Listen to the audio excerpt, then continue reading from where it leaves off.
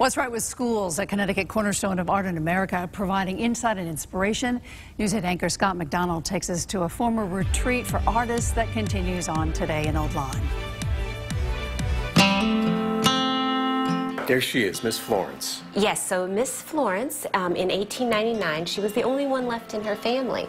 So what does a proper woman do at that point when she also has no money and has mortgaged the house 3 times over? She opens a boarding house.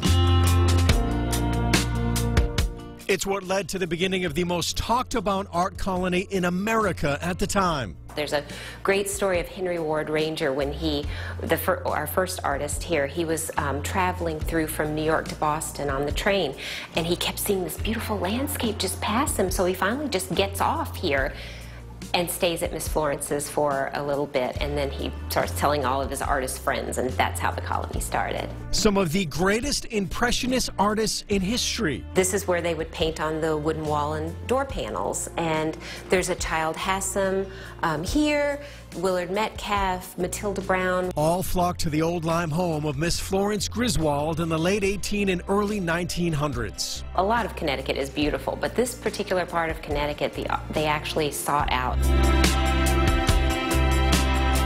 It's all still there, including the rooms where the artists stayed. This is the only place in America where you can see this level of this sort of homage. Today, the Florence Griswold Museum is all about art, history, and nature. Art with permanent collections and temporary exhibitions.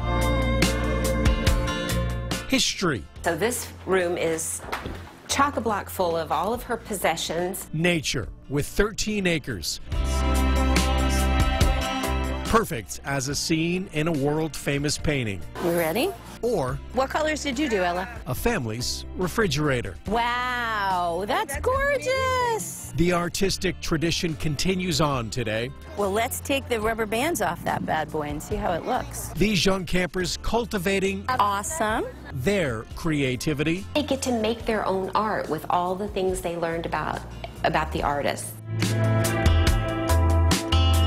In a place that's inspired so many renowned artists in the past. Nice. A woman's home that gave so much to the American Impressionism movement.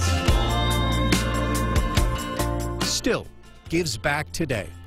In Old Lyme, Scott McDonald, News 8.